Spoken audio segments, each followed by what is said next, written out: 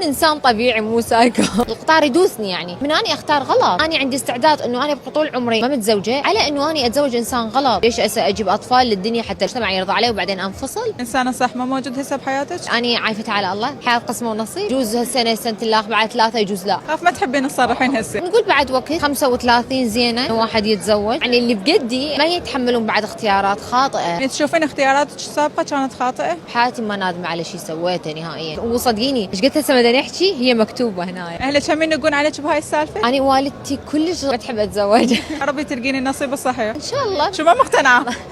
تدرين بخيالي شنو احس؟ انا بنيوم راح اتزوج. شنو المواصفات؟ يكون انسان طبيعي مو سايكو. يعني انا العالم ممكن تشوفني انه اني مره بتجارب وين، مع العلم اني وتجاربي كلش قليله. قلبي مفطور بالمجتمع والتعليقات السلبيه. مرحله اني مريت بها انا والعائله، قريبا انه انا راح اصرح بها ان شاء الله. راح يكون فت سبرايز حلو والناس راح تندم لانه فهمت غلط. بس اقول لهم انه انسان هم كلش ظلموه. هم اكيد راح يشكون بشخص. اي خلي عادي. وانا اقول لهم هو يسلم عليكم هوايه، يحبكم، والناس اللي دعمته همينه راح يطلع ويحكي لكم هوايه امور. احب الناس ما تشوف شيء ما كشكل. شايفه من يقولش سيماها في وجوههم؟ انت من هذا النوع؟ خجلتيني بعد ما احكي. لبقه لبنيه.